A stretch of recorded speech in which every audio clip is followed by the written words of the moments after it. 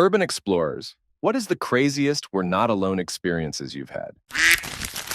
So there's a moderately well-known abandoned mental hospital close to my town. A few months back, a few friends and I went to explore a bit, not a rare thing for people here. We found this setup of a few folding chairs and a couple of old mattresses with blankets and whatever else you'd imagine on them. We chilled there for about 10 minutes and then went on with our adventure upwards. Pretty uneventful from then on, a few really cool graffiti murals, awesome view from the roof. When we were coming back down, we passed through the room and all the chairs were folded up and neatly stacked against the wall, and the beds were made. Or at least as close to that as it could have been. Whoever did it would have most likely known that we were there and waited for us to leave to do all of that, as it was only a time frame of about 45 minutes. No threats or anything, just an eerie feeling of being watching in an abandoned mental hospital. Story 2. I should be thankful this is my creepiest story. So I was at an abandoned medical school in a pretty bad city with my friend. My friend told me homeless people squat there, but only on the first floor. She even said one of her friends set their backpack down and had it stolen by one of them in plain sight.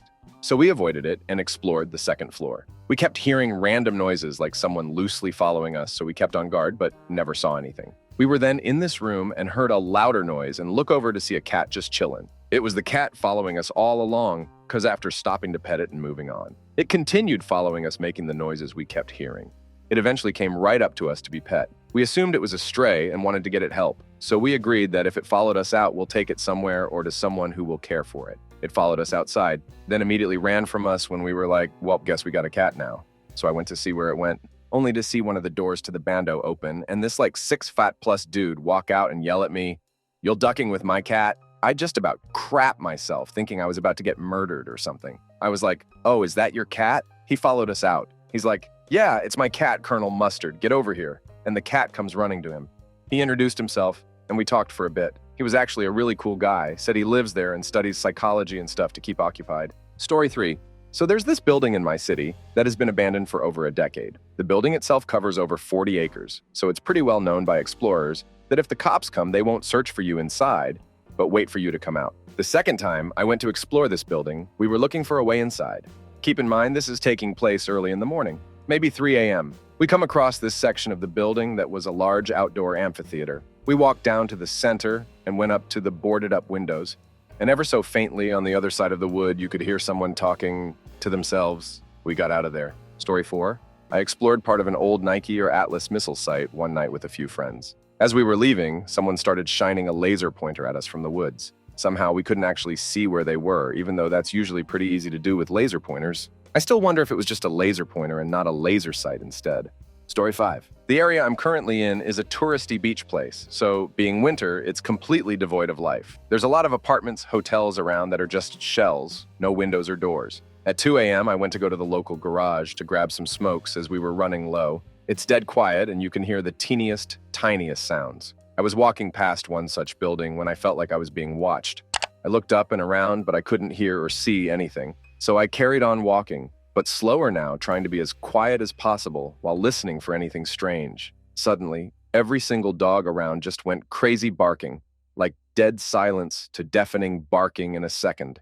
Made me jump 10 feet, looked up, and on the third floor of an apartment that got no windows or doors put in, yet is a single dog just staring at me. I literally turned around and walked straight back home and figured that I'd just go at a more reasonable time. Story 6.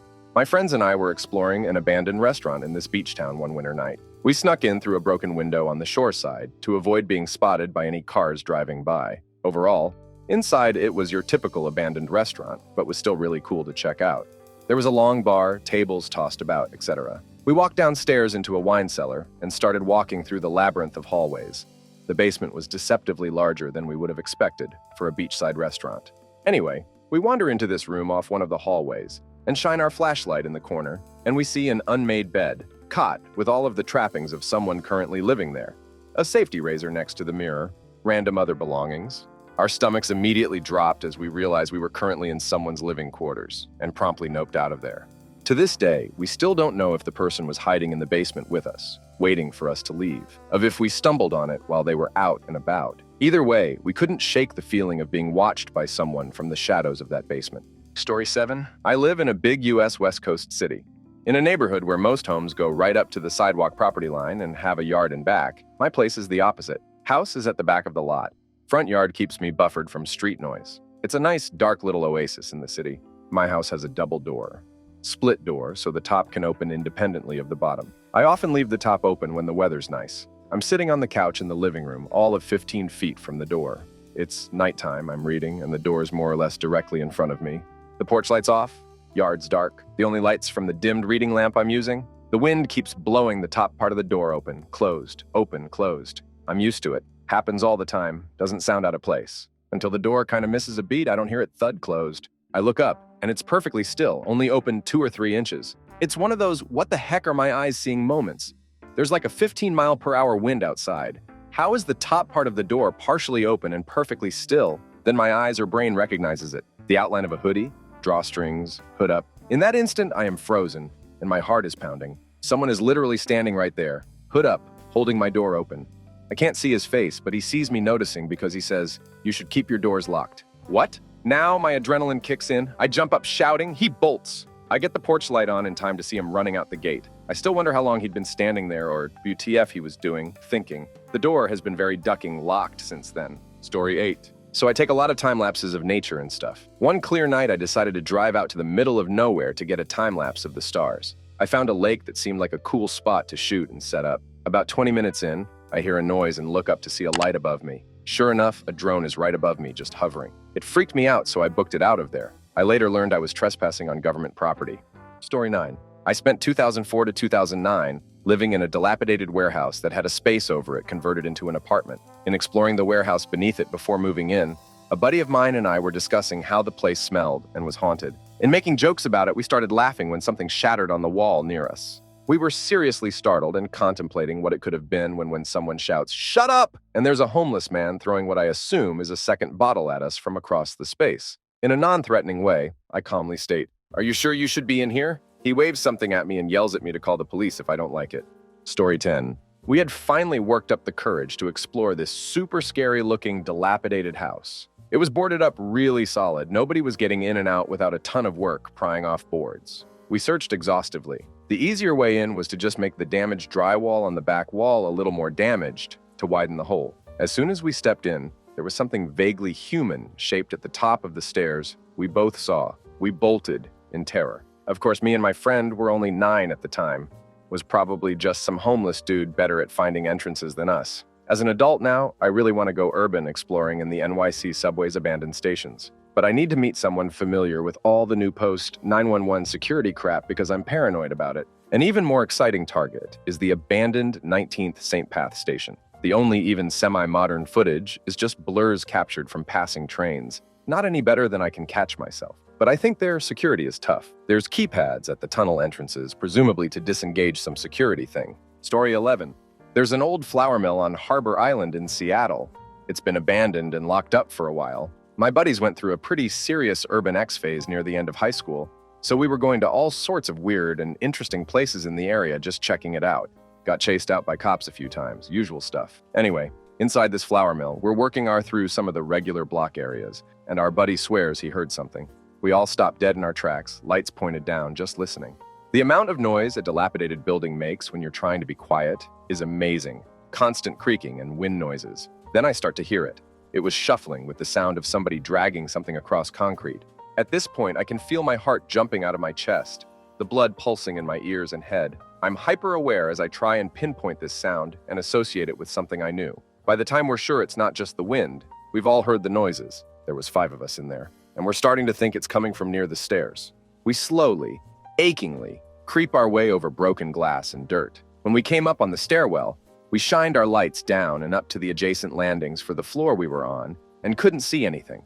My buddy turns around, steps on an old water bottle on the ground, making the loudest crackling a water bottle has ever made in the history of recyclables. One of my other friends, looking back down the factory area we came through, gets startled and yells, "Damn!" at the sound of the water bottle. We immediately heard the most chilling, deep scream. At that instant, we all just put the gas on and ran the duck out. At the bottom of the stairwells, we ran into around 10 homeless people who weren't there before, but we paid them no mind and didn't stop our dead sprint until we got back to our cars. We figured it must have been some homeless person we scared with our creeping around and then sudden expletive, but we never saw the person or identified the sound, so who knows.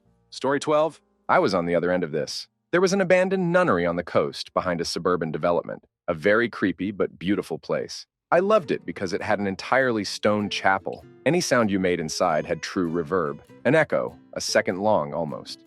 I brought a friend in to make some recordings in the dead of night. As we're leaving, a group of laughing neighborhood kids came in on us, crouched in the dark over a bunch of electronics. They ran faster than I've seen anyone run before. Story 13. One summer when I was a kid, it somehow got popular to explore the storm drainage system underneath our neighborhood. Yes, like the ones in it, but just boring concrete. These were the round tunnels made from pre-made pieces. Getting into the pipes required crawling through a tight fit for 15, 20 feet. But after that, you could stand. As you explored the system, you'd find areas that were big enough to drive a golf cart through, though it would have been impossible to get one there. Occasionally, there would be odd structures, like grates that looked like prison bars that only covered half the pipe. Very rarely, there would be light coming in from a grate in the road above, but most of the time, we needed flashlights to see anything at all. Every single sound was nerve-wracking, because technically there shouldn't have been any sounds other than running water down there. Of course, we weren't the Goonies, so we didn't have a map or the sense to make one as we went along.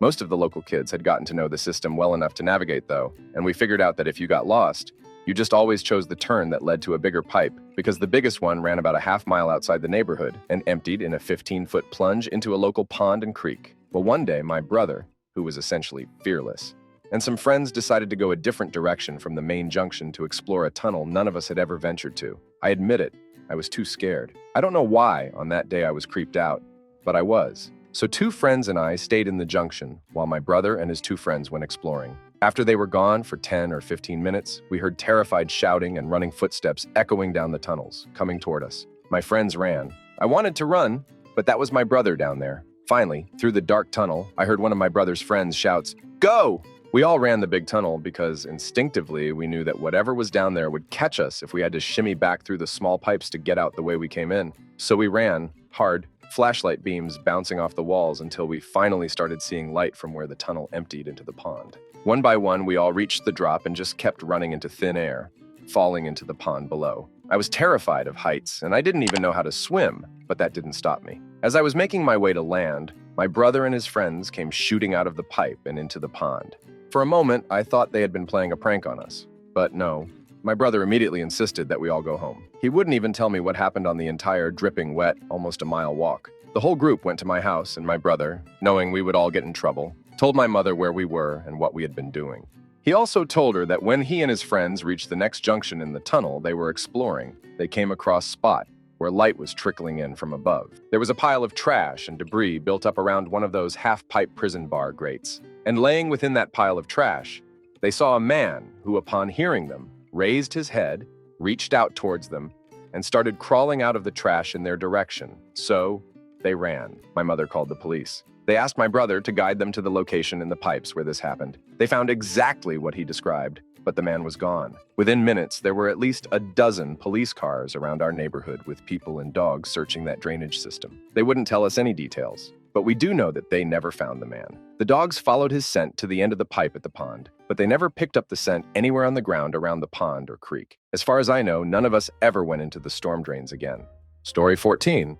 This was back in summer 2012. Every morning, my mom used to take me and my brother to our grandparents while she went to work. My grandparents lived in a really isolated rural zone. Near my grandparents' house, there was a huge abandoned factory, and I've always wanted to go to see what was in there. So I begged my uncle, he lived at my grandparents' house, to explore that building. He said yes, so we went to the building and searched for an opening to get inside. Once inside, we started to look around the place, and obviously found nothing except old machines and stuff like that. When we was about to leave, we heard noises coming from upstairs, and then steps. We saw a shadow coming towards us, so we got the feck out of there running. A few days later, I was at my grandparents' house with all my cousins. Suddenly, the neighbors rang our doorbell and told us that there was someone breaking into our back garden. My uncle went out to check while one of my cousins called 112, local police number. Soon after the call, my uncle came back inside, and he told us that he saw that guy that had broke in, running towards the old abandoned building. I never discovered if the guy in the building and the other in the garden were the same person. Pretty terrible story. Story 15. My friends and I grew up in a town that had a large abandoned psychiatric hospital. People went in there all the time, and we decided senior year of high school to sneak in at 2-ish a.m. We get in with flashlights and start just exploring. We get up to the 3rd floor and start hearing footsteps. We turn the flashlights off and hide in a room. We watch this big black figure shuffle by the door and down the hall. We ran the opposite way to another stairwell and got the duck out. I'm sure it was just some homeless dude or something, but we were spooked for a while. Story 16. When my house was being built, I did what you're not supposed to do and went into the construction zone to take some pictures in the frame that was being built. I did it a few times. One of the last times, I kept hearing weird noises that seemed to be sort of following me, and I totally felt like there was someone else there with me. Anyways, turned out it was a raccoon that was in there. I don't know what he was doing. But when I saw him, I got just as scared as if it had really been a ghost and ran for it. I had an interesting phone call to the builders trying to explain that I think I saw a raccoon in the house when I was on the road looking at the house from my car, and it looked at me out where the window is supposed to be. Story 17. It started when my parents' cat went missing in a remote little part of Scotland. My younger brother and I go looking for the cat all around the local area. There's this old abandoned hotel up the road, and we figured it might be a good cat hideout, so we go check it out. The place is way larger than we realized and has its own highly creepy vibe. There's still shoes and clothes, and you can see where people just left their tea or possessions. Looks like people left in a huge hurry and never came back. No signs of fire or anything. Remains a mystery why people left almost all their possessions behind. Anyway, it's been vacant for like a decade. We searched all 4 floors, more out of curiosity by this point. The final place we had to search was the lobby. We go down and I'm busy staring at this perfect ream of white paper. It's the old kind with peel-off holes down the sides, but it's perfectly pristine. No dust, no water damage, despite wind howling through the building. While I'm wondering why this isn't damaged, I see movement out of the corner of my eye. I should add that this place is an absolute mess. The floor is rotten wood and there's broken glass and junk all over. Anyway, as I look up, there's a woman standing by the reception desk, standing totally normally as if she works for this long-forgotten hotel, and she says, "Hi there, how can I help you?" adding to the what the heck factor. I swear I've never crapped myself as hard as I did that day. She somehow made no sound walking up to us in a place where you simply cannot move silently. Her demeanor was bizarre, and I swear I thought there was no way she is real. Mind flip between thinking she's a ghost or I'm imagining things? Nope, she's real. My brother, crapping his pants a little bit less than me, decides to engage with her. I'm looking around to see if she's got any weapons. Going into what the heck is she an addict type of thinking. We explain why we are there. She tells us she looks after the cats. Okay, love you, do you? Then she asks us to come fix a pipe on the 3rd floor. I'm thinking no, but my bro decides for some reason to say yes. By now, I'm just having a crisis of wondering what the is going on because she's acting like this is a normal thing to ask people in an abandoned building in the most remote parts of the UK imaginable. A woman on her own with 2 adult men in an abandoned hotel where not a soul would hear her, but here she is, basically putting herself in the most compromised position imaginable as though it's any other Tuesday. She's going to kill us anyways, not wanting my brother to be shanked by some hippie and addict-up cat hoarder. I decide to follow at a distance and hit a shard of glass I picked up. We climb these rotten stairways like we're on our way up a marble staircase in the Ritz, because this is a normal thing to be doing with a stranger. We determine the pipe can't be fixed and come back down. She sort of excuses herself and leaves. Brother afterwards also said he was convinced she was a ghost or some crap at first. Why he engaged with her is beyond me to this day. I thought he'd lost it. The best part of the story. Several weeks later, she meets my father. Proceeds to break her car battery every few weeks and ask for his help. Tries to get him drunk and keeps inviting him into her house. She seemingly fell in love with him because he helps feed local cats. My dad is a happily married man, and this led to a crap storm in the local village. Sadly, we never found the kitty. He was a stray, so we see it as he came to visit for a little while and then went on with his kitty ways. That's the happier outlook, and we stick to it. Since then, they've adopted another 3 cats. 2 are kittens, and 1 is a big old meanie turned soft. They're great. Story 18. One day, me and 3 of my friends decided to explore a local ruined mansion tower that was once owned by a rather eccentric millionaire. When I say tower, I mean 14-story penthouse in the middle of the woods, with an elevator shaft up to it from the 2-story mansion below. The driveway itself is the only way onto property, without using a boat, as there is a moat around the entire house, making it impossible to enter from any other way. We were all very bored, and I was about 19 at the time. So me and my friends decided to go and explore this mansion. We have heard stories about it, but none of us had ever actually been. The tower was very visible from a local highway, so we knew exactly where it was, so we decided to hike in. We decided to go around dusk, between 7 and 8 p.m. So lighting started to decrease by the time we walked the mile up the driveway to the mansion. After some time exploring and honestly not seeing much that was interesting, my friend decided to tell us a story of a party that happened here 10 plus years ago, where a drunk teenager fell down the elevator shaft and died. I had service and my phone, so obviously I needed to consult Google to see how accurate that story was. Turns out it was very real, which kind of freaked all of us out a bit, as now it was very dark outside and we were in a ruined mansion. There were even a few articles claiming the tower was now haunted. After getting bored of exploring the basement first floor, we decided to climb our way to the second floor. We got to a lounge-type room when we had our first scare. Looked out from a window, and we saw a flock of birds take flight from the woods, like there was something out there. Normally, I wouldn't be scared. It's just birds, I told myself. We keep exploring. At this point, I was on edge myself, but I'm not weak. I figured I'd keep exploring until my friends were ready to leave. We found a kitchen on the second floor, and that's when things started to go south. The kitchen was deep into the house, with no windows to the outdoors. We heard a door open on the floor below us and heard the sounds of footsteps. We all stopped dead in our tracks and got as quiet as we all humanly could, listening for anything. We could still hear these footsteps downstairs, and it totally freaked all of us out. We, quietly, decided we needed to sneak out of the mansion as fast as we could.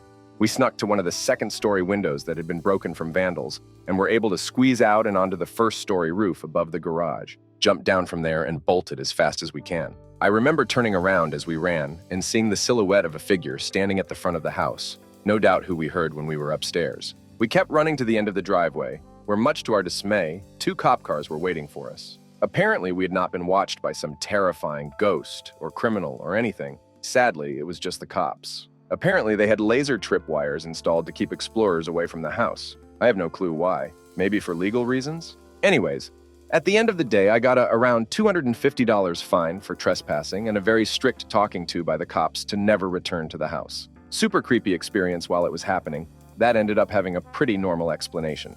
It still seems like there is something about that tower that is odd to me. But alas, I will never know why they really care so much about people exploring. All in all, I'm glad it ended as it did. Cops are a lot easier to talk to than ghosts/criminals/whatever else could have made walking sounds below us. Always a funny story to this day. Story 19. My friends and I explored an abandoned psych hospital in Suffolk County, Long Island. After checking out the building with the cafeteria and bowling alley, we decided to leave by exiting through the patient room window that we entered in. I realized I had left my flashlight back in an adjacent patient room, so I told my friends that I would quickly grab it. When I went to the other patient room to retrieve it, I noticed that the door was closed and a light flicker was occurring on the other side of it. I noped out of there so fast. Story 20. Rural experience. A graveyard behind my high school in the middle of cornfields was a go to driving around spot because we had nothing else to do as teenagers. Early on in the school year, a lady parked her car in the back of the cemetery and walked into the cornfield and take her own life. The graveyard is super old and on a gravel-side road, so no one noticed for like a week. Kids who were running cross-country smelt something rancid and reported it. Once it was investigated, the truth came out. It was weird. She wasn't even from my area. She drove around 2 hours here and had no relation to anything around the area. No note was left. It was really bizarre. Anyways, we were driving around months later telling the story to some younger students, really trying to freak them out, but when we turned the corner to pull in the graveyard, a random car was parked in the back of the yard. We slowly rolled up on it while all of us were losing our minds, only to see a topless woman sit up from the back seat, followed by a topless man. Awkward. But that was the tightest my butt had been clinched up to that point of life. Story 21. I was exploring an abandoned theater, since demolished, at a state school. I rarely have experiences, and mostly urbex by myself, but this particular time there were loud screeches, metal sounds, and bangs that I can't attest that building ever made before or after the many times I've explored it. I knew without a doubt that someone was there and wanted to make themselves known. Very strange. It was the only experience I've ever had in that particular building, although others have said they experienced other things. Same complex, except the actual hospital asylum with the padded walls and such. Padded. Only building I ever hated going into, and I only did so twice, and mostly with other people. The moment you walked in, you felt you weren't alone. The air felt very strange, and I always walked back out with a terrible headache that always went away as soon as you left the building and went into a different one. Ironically, it was the newest building on the campus. It's since been torn down, and I don't miss it a bit. A psychic friend refused to walk near it since he got a strange vibe from it also, completely separate and without knowing my own experience with the building. When development finally started happening, the poor demo crew lost a lot of members that freaked out after hearing screaming being touched while cleaning the buildings out, prepping for demo. I never experienced anything that major as I tend to go in with an open mind, but it doesn't surprise me. On the flip side, I gave a bunch of amateur urbexers a scare too. My boyfriend and I were in a mostly empty newer building on the same complex, and we heard a bunch of teenagers being stupid/yelling/etc. You know how young ones are. Anyway, we were in the coat locker room of the building, and I was talking to him. You couldn't see him, though. And I was backlit because the window was behind me. They came loudly through the door, and I just sort of silently looked at them. Didn't blink and didn't move and didn't say anything. They kind of had this freaked out look on their face, then backed up and left the building. I still giggle at that one.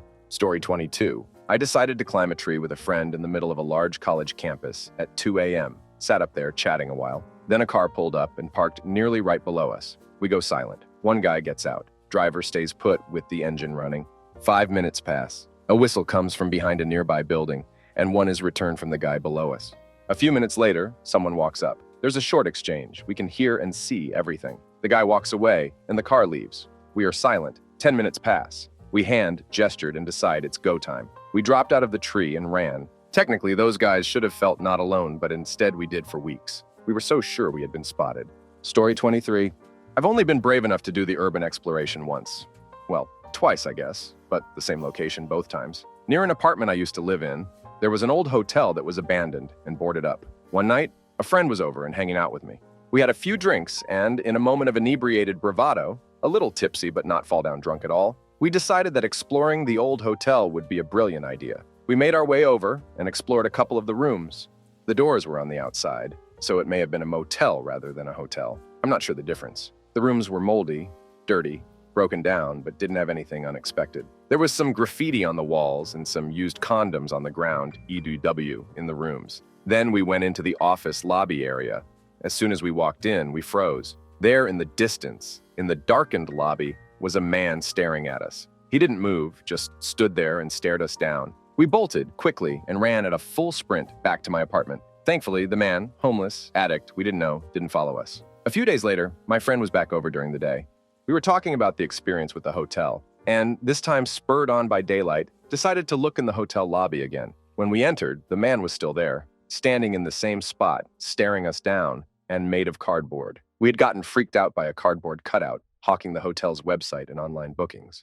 Story 24. I lived quite literally in the middle of nowhere. I worked a night job as well. I was leaving the house one night and heard gunshots, as if dozens of firearms discharged at the same time. I hit the deck and laid flat on my stomach and was freaking out. Several seconds later, I heard it again. I had my keys in my hand and got my door unlocked and crawled back inside the house. I was terrified and had no idea what was happening. I went from window to window, literally expecting to see people coming from the woods. There was no one. I didn't go to work or sleep that night because I couldn't figure out what... I called my dad the next morning and he was beside himself. He said, "You know there was a fort there during the Civil War, right? Shots fired from the past." Story 25? Not really urban. Recently was on a Central American beach at 2 a.m. looking for turtles just to observe as it is nesting season. Doing it right, walking along with red light on and all anyways, didn't see any. We had known turtle poaching and smuggling on these beaches was common, but until someone pulled up with their lights off, blocking the road out, I didn't even think about how I'd handle myself. In the end, if you don't bother them or try and photograph, they don't have to be aggressive to you. But still feels awful to walk by them knowing we're so drastically opposed and so far away from law enforcement or hospitals. Story 26. Have posted this elsewhere, but it fits the topic pretty well. Back in my teenage hoodlum days, some friends and I did some urban exploration in an abandoned medical facility. It was perched atop a steep hill with only one road in and out, surrounded by a small forest. From what we had heard, this place did some serious procedures, heart surgery and the like, but now it was totally left to rot, or so we thought. We imagined our expedition would be a creepy midnight jaunt through a haunted hospital that we could brag about to our lamer friends. So I drive up this hill and park behind the facility. The first thing we notice is that there are some ambient lights on. The place is not totally off the grid like we were led to believe. No problem. They're probably there just to scare off troublemakers like us. The rest of the facade is dark. There are no cars in the lot. Then, as we're scoping out the exterior, we notice that there's a board over one of the windows. Sure enough, we peel it back and the window is broken. A way in. We waste no time in vaulting up and over, avoiding the edges of the broken glass. Suddenly we're inside and it's clear this place is certainly not abandoned. There are interior lights that come on as we wander around. There's some equipment scattered about. I start to get an uneasy feeling in the pit of my stomach. My friends are enjoying themselves, and I don't want to be the pussy who got scared.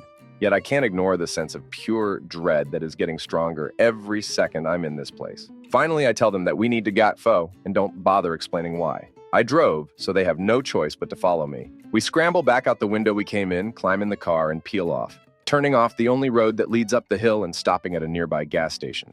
A few of my friends went inside to get drinks, but a few of us stayed in the car. From the spot where we parked, you can see up the hill to the outside of the facility. And we watched as a security car with flashing orange lights pulled up to the front, followed shortly by a cop car. We must have missed them by 2 minutes. Once my friends come back, we point out the welcome wagons sitting outside the facility, and after a bout of nervous laughter, we head back home and marvel at how lucky we are. If I hadn't listened to my gut, my hoodlum friends and I probably would have spent some time in juvie for breaking and entering.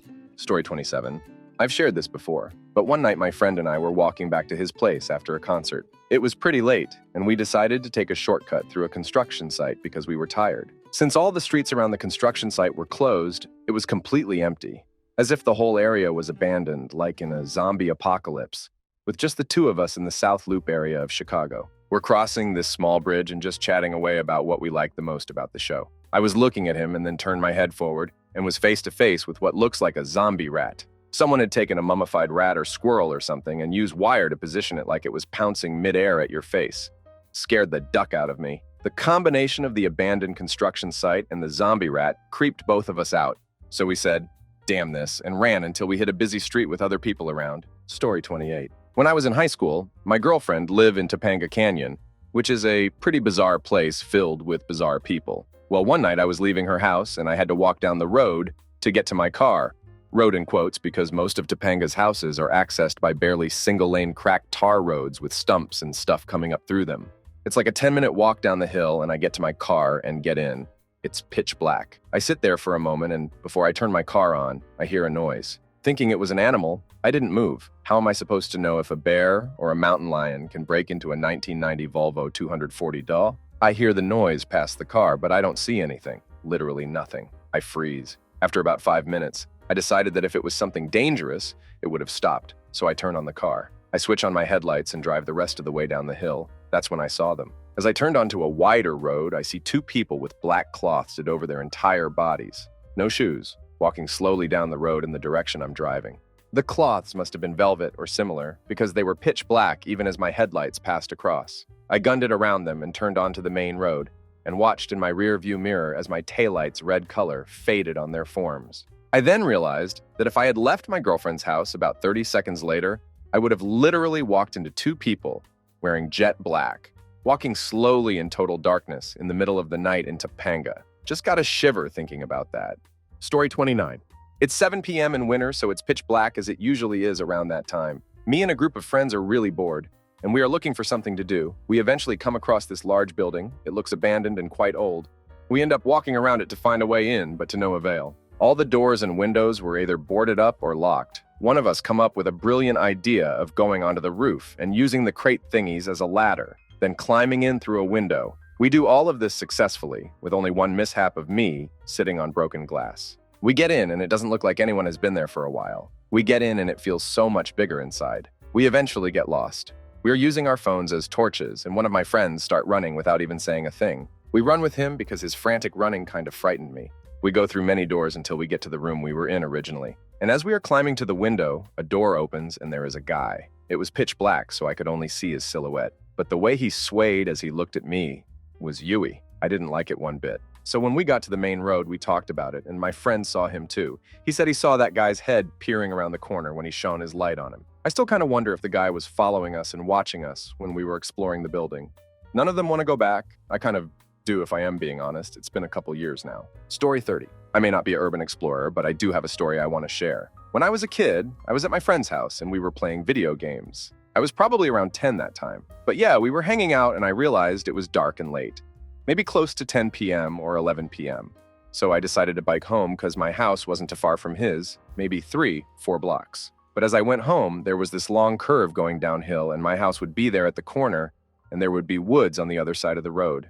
As I was cruising down the hill, I heard something from the side, like something in the bushes, and could hear the trees moving. There's street lights too, so it wasn't too dark, but all of a sudden there were so many deers that came out of the woods.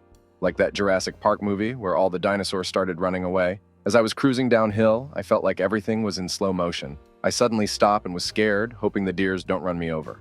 But none of them did. I was shocked at how many deer there was, and at the same time amazed how I wasn't hurt. But I came to my sense and thought, why did that happen? As if they were getting chased by something big. Then again, I heard something from the woods, looked over and saw nothing but the leaves on the trees because it was still dark with the streetlights. I was close to home at that time and just went home and told nobody because it felt like I couldn't. But till this day, I still don't know why I experienced that moment and how I was lucky not to get run over by a pack of running deers. But I know I definitely wasn't alone when I was starting at the woods. Story 31. There was a decommissioned naval base in the town I grew up in. We used to sneak into the old barracks, and one time I turned the corner into the hallway and found a lit cigarette on the ground. There was nobody around from what I could see or hear. We noped the duck out pretty shortly after that. Story 32. I've done a decent amount of exploring with a small group of friends, usually the same four, 5 of them including myself. One night we left a party and were going to check out an abandoned school close by. Some friends of friends at the party somewhat invited themselves along. They'd never done this before, and frankly, were too much like myself at their age. Cocky, loud, lack of self-awareness, particularly in a not super great part of the city. I was against it from the start. We got to the school, found a window with weak chain link fence to roll back, and these guys start whooping and carrying on like their favorite sports ball team won the championship. I did not politely tell them to shut it down. 2 of my friends go in, quiet as can be. Then we have to collectively hoist one of them up through the window. He crashes in and starts yelling. Again. At that point, I told said friends that I was headed out because I didn't trust these new kids not to duck this up and get us caught.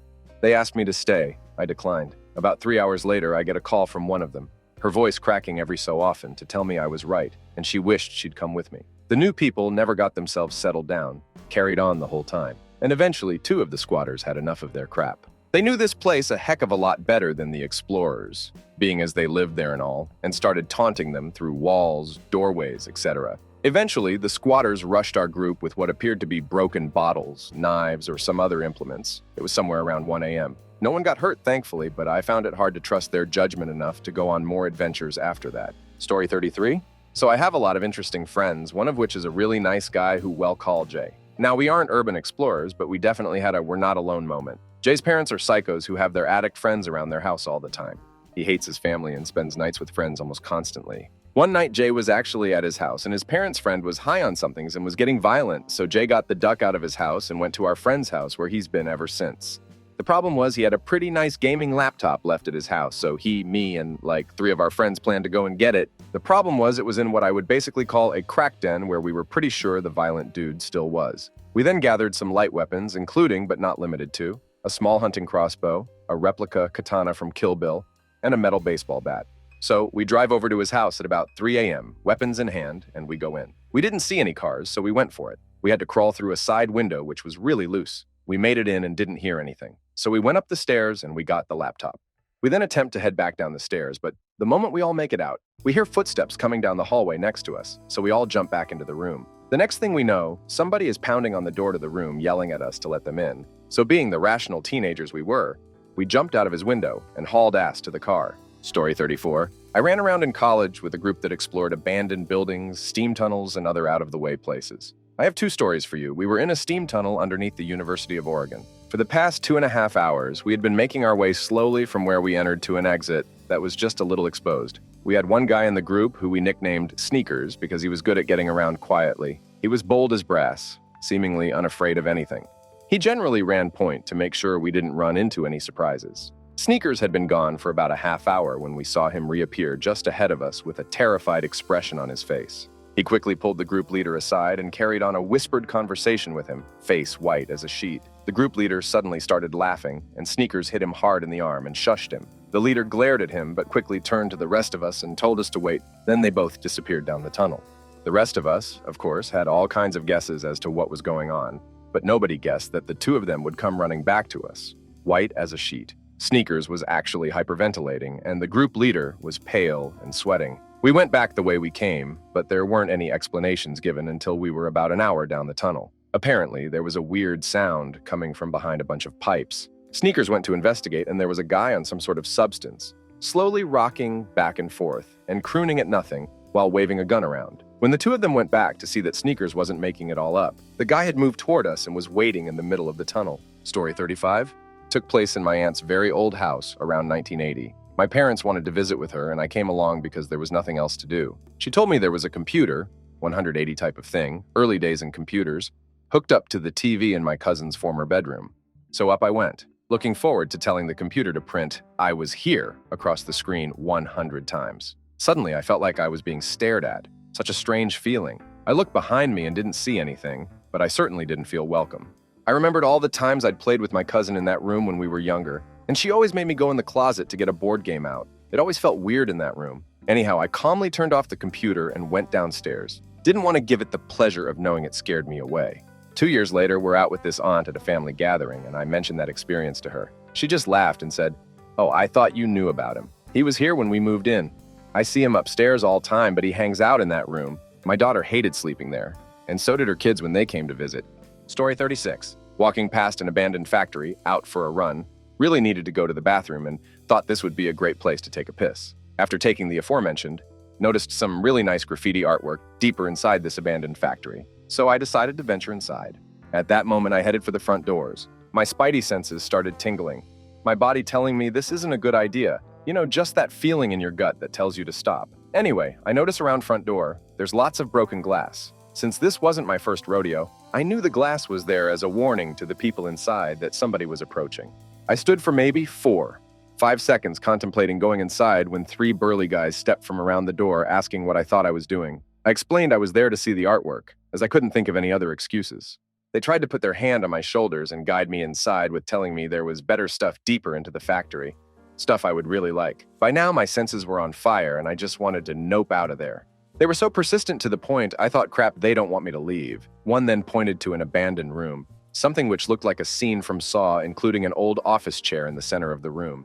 I politely made my excuses and headed for the broken fence in which I entered, expecting these guys to back off. But that only encouraged them to come more into my personal space and escort me to the road outside, telling me numerous times I'm missing out. I still don't know what these guys were planning, perhaps they were genuine, but damn, they gave off some pretty bad vibes to the point of wow, that was kind of messed up. All in all, 3/10 would do again. Story 37?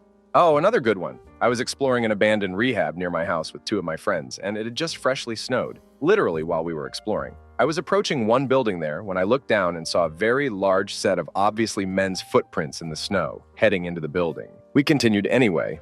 We always went prepared to defend ourselves, BC, you really never know. And we opened the door to a completely silent, empty building. There was a staircase to a tiny loft, and we went up, only to find that someone had cut a makeshift door in the wall and was presumably hanging out in the attic. We opened that door too, and there was still no one. We never saw anyone, but I haven't been back since. It creeped me out far too much. Story 38. It was actually kind of funny. Me and one of my friends go to an abandoned psychiatric center. Over 7 stories in the main building, 70 rooms a floor, as well as 24 separate outbuildings, ranging from separation units to a pool, etc. This place is on state land that's patrolled by the state police and who are constantly arresting people that go explore. We were in the main building on the 6th floor on the back side of the building, quite a bit away from the staircases. As we are taking pictures, we hear slow movement. Can't explain it better, not footsteps, just movement, and what sound like whispers coming from somewhere. Nothing that's identifiable, so my friend and I freeze and are trying to figure out where it was coming from. It was infrequent and then low, but it was moving. My friend and I think it must be the cops, so we start quietly working our way towards where the stairs are. It's not night, but it's getting dark, and there aren't a ton of windows. So we are trying to do this without flashlights while packing up cameras so we can run if we need to. We come around the corner and are face to face with the noise. 2 other people looking around the building. We almost crap ourselves. Ha ha ha. They were sneaking around because they thought we were the cops. Ended up being cool people. We walked around with them and smoked. But for that 5 minds, all of us thought we were about to be caught by the cops. Story 39. There is an abandoned youth center in Kent, UK that has been there since 1917. It's just off of an estate block by some apartments, not very secluded. The place was pretty creepy as there was an open barn-like shed which had cut down ropes and nooses hung up all on the ceiling.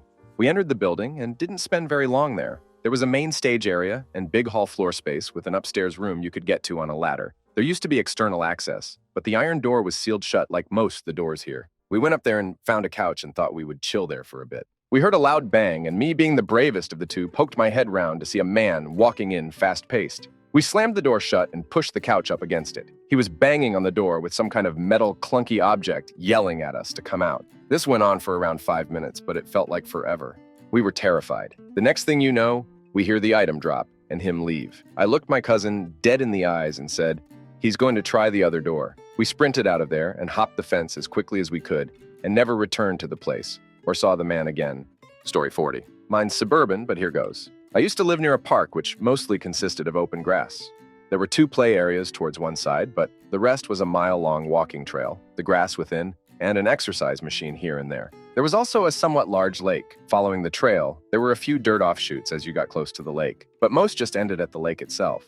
However, there was this one path that kept going and going and going. So one day, I tried to see what was on the other end of it. It was the most unnerving thing to keep walking farther and farther away and hear the foul noises and children's playful shrieks become dead silence. Most of this mud path was set in a vast expanse of tall grass too, with a distant tree line around it, and it just kept going. I don't think I felt more watched. Sometimes reading the occasional spooky crap at ungodly night hours will give me a similar feeling, but being outdoors in the open with the trees lurking at the edges made me feel a special kind of vulnerable. I was taking into account the possibility of human threats as well at this point. When I saw dog footprints, I figured that meant there were dog owners, which meant I couldn't have been the only person using the path. Being so far from any other person and potential help put me on edge already, so I just turned back. There was no relief like the kind I felt when I could hear the children again. That all being said, I'm curious, so before I leave for good, I might head back there and see about getting to the end this time. Story 41. I live with the Teton Mountains out my backyard. It's pretty black out at night. No streetlights, can see the stars very clearly. One night, boyfriend comes running to the living room and straight on through to the backyard deck, screaming for his mom and I to follow him. All three of us go out and look up to see what looks like a Chinese lantern on fire, but moving in far too straight of a line, bobbing up and down, to be one. You could see what looked like a glowing orb of flames, little tips of flames like whipping around.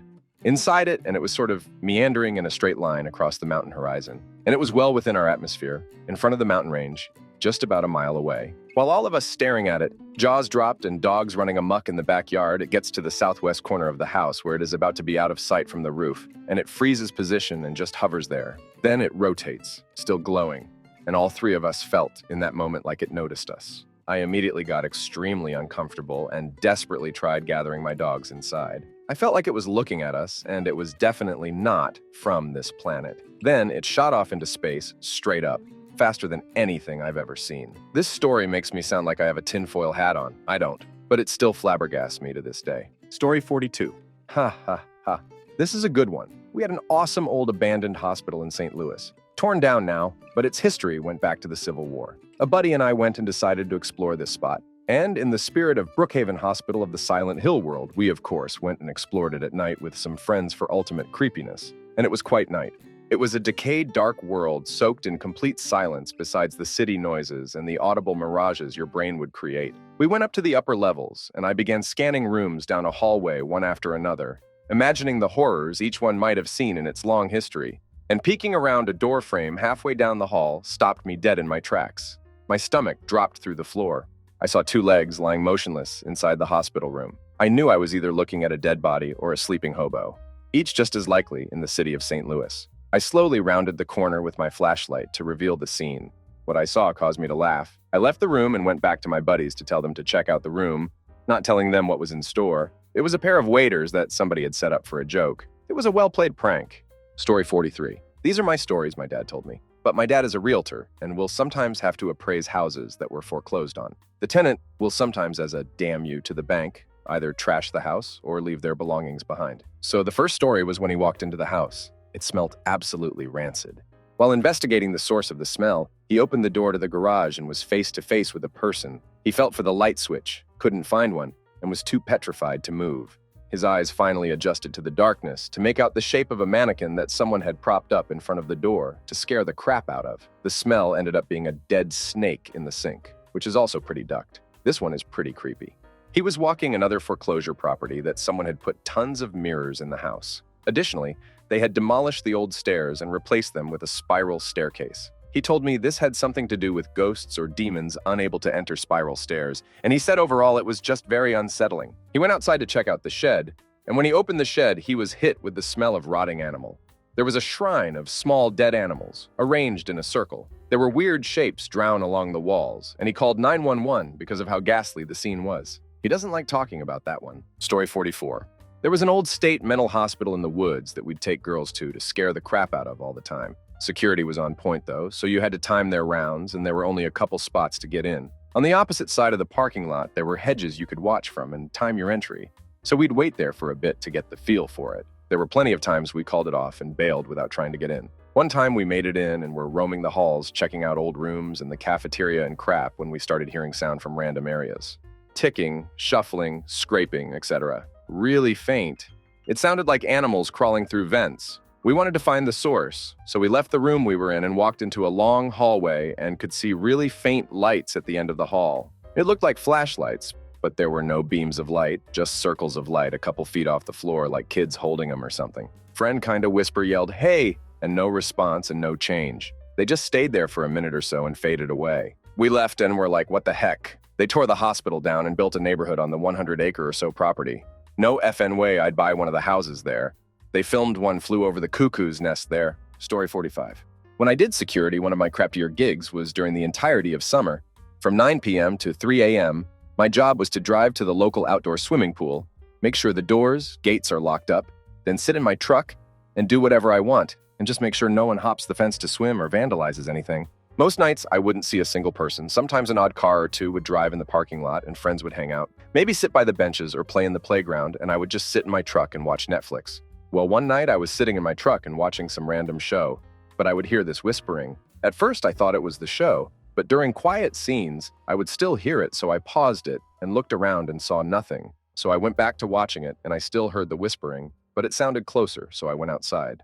Looked at the pool to make sure someone wasn't hiding and no one was there.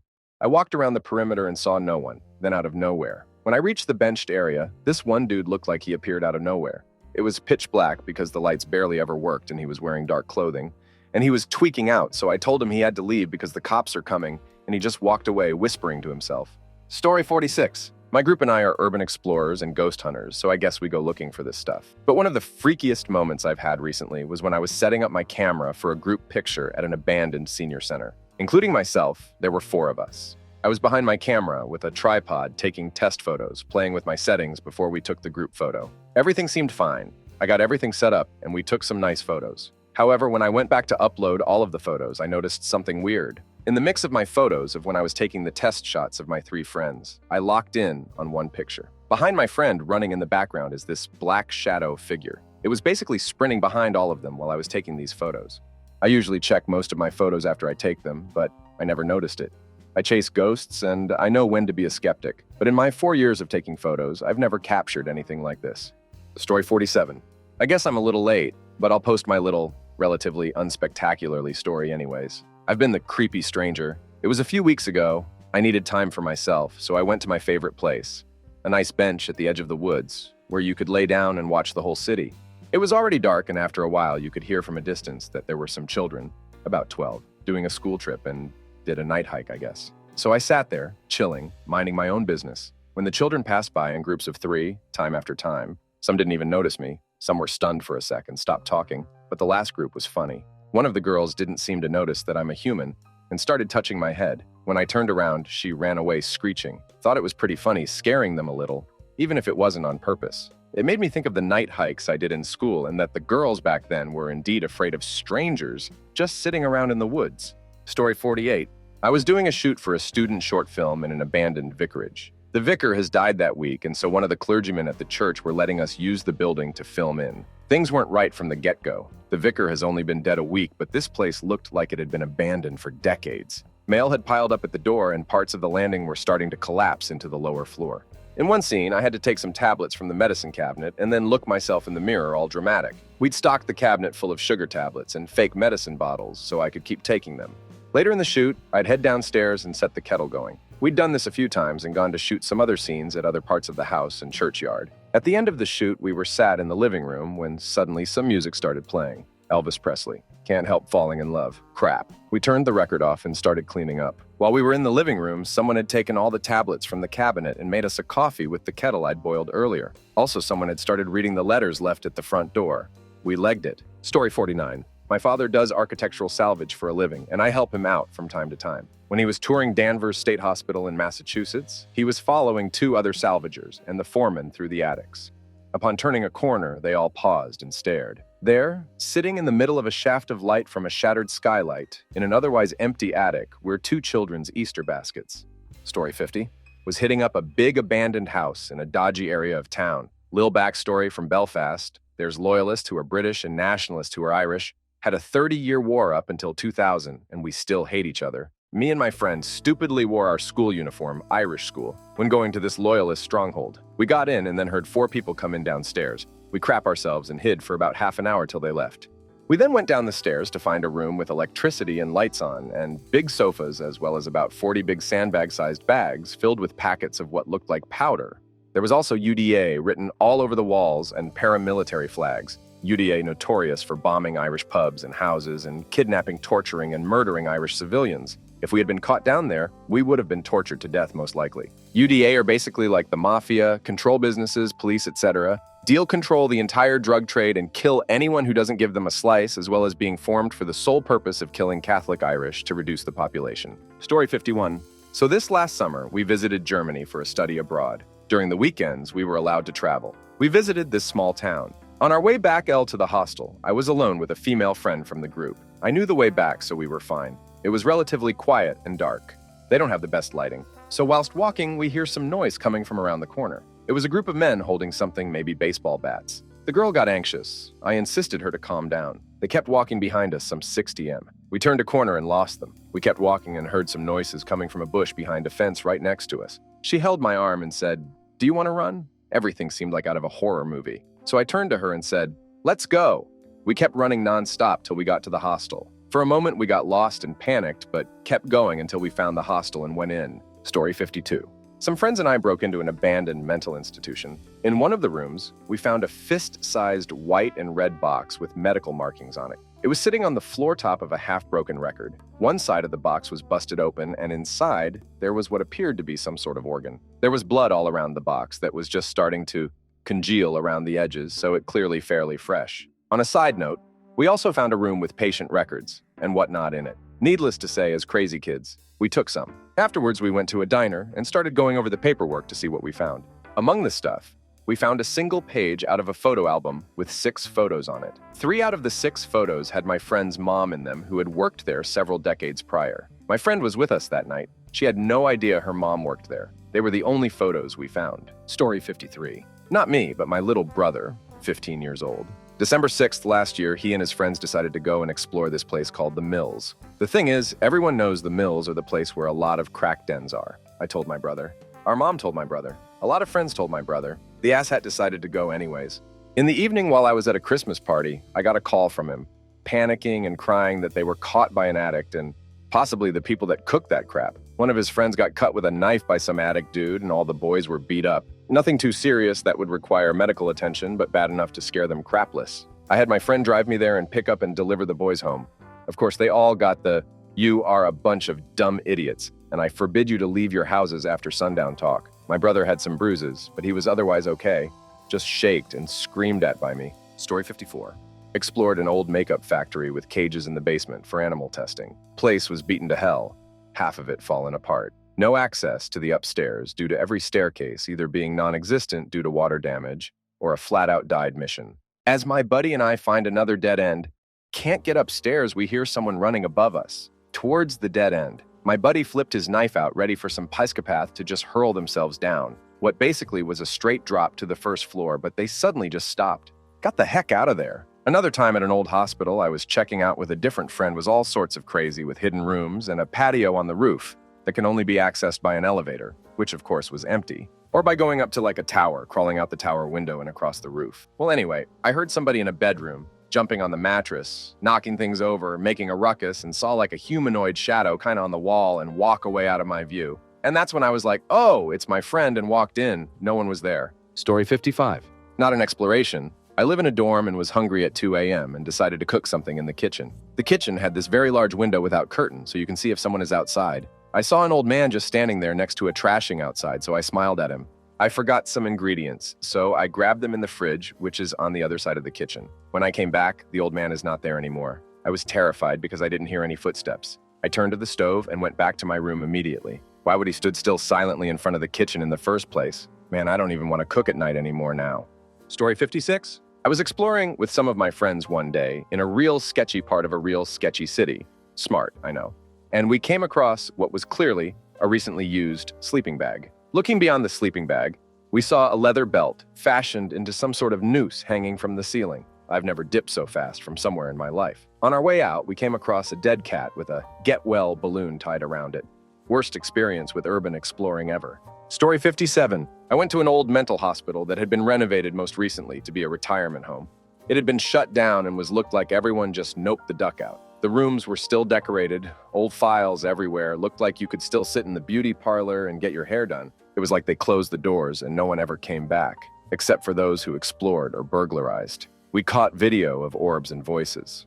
I didn't get freaked out until we were standing at the nurse's station on the second floor, and it sounded like the elevator was coming up, complete with the arrival ding. There hadn't been electricity to that place in years. There was literally a hole in the ceiling in the other end of the hallway. No way that elevator was running. Creepy crap. I had a blast reading through all the old files and looking through all the rooms at all the personal effects left behind. I even brought a few pics left behind home with me. Thought the dearly departed might appreciate that. Story 58. My workshop has a huge open space for us to do maintenance on certain types of vehicles. Many times in the evening, night, I've seen shadowy figures walk across the catwalk. I felt a cold hand on my shoulder and a voice whisper, "Listen," very sharply in my ear. We have an automatic sensor water fountain in the break area. It turns on by itself sometimes. I can hear the water splattering. On one occasion, I heard it turn on. In my head, I thought, "Oh, ha, ha, ghost. Very funny, but you can't turn it off." The water turns off. Now I'm nervous and think to myself, if you're real, turn the water back on. The water turns on. By now, I'm very shaken and whisper,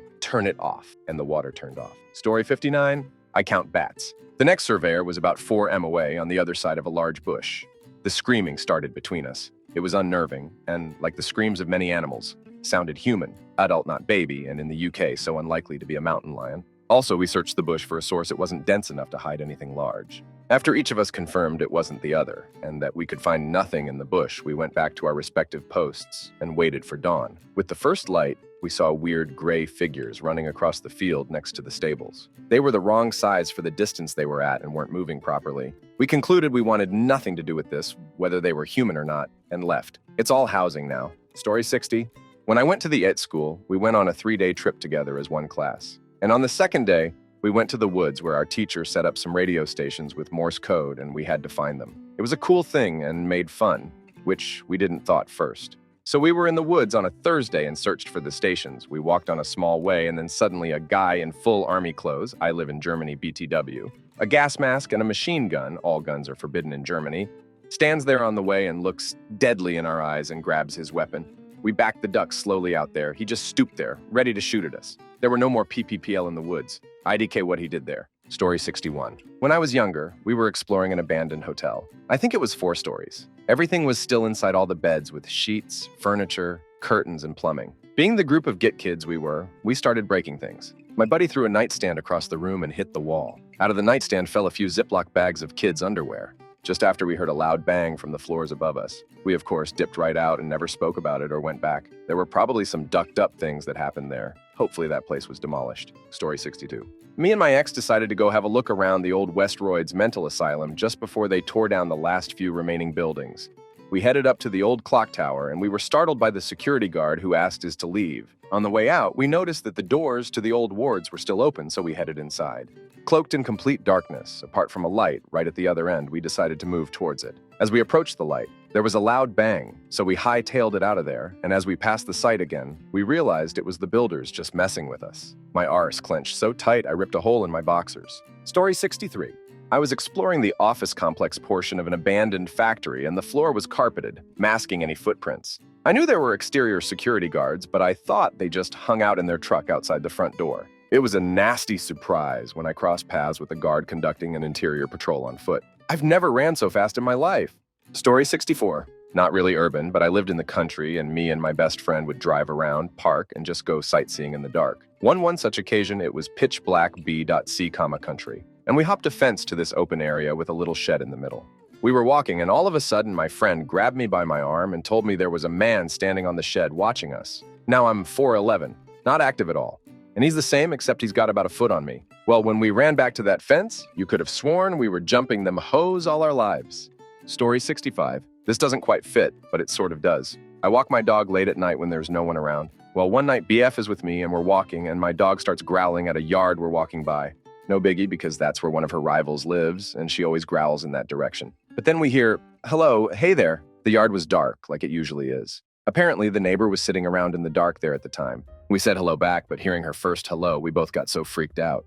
Story 66. We were exploring an old school, and just after we came up from the basement with only one entrance and went downhill to some rubbish, we heard a cough behind us. We ran as if a pack of wolves was chasing us. Luckily, there was a man-made hole in a fence that led us out of the property before anyone could catch us. Just a few minutes earlier, and we would have been caught by whoever this man was. Something trivial like a cough can be incredibly upsetting. Story 67. We were in an abandoned mental health ward, and one of my friends, who was very high, said he heard something in the ceiling, so he used a broom to lift one of the squares and screaming, hissing, chattering, "Raccoons!" He came around the corner covered in scratches. A small mob of raccoons followed. We all ran and got out and then took him to urgent care to say, "I got jumped by raccoons and get his bites, scratches treated and a rabies shot." Story 68.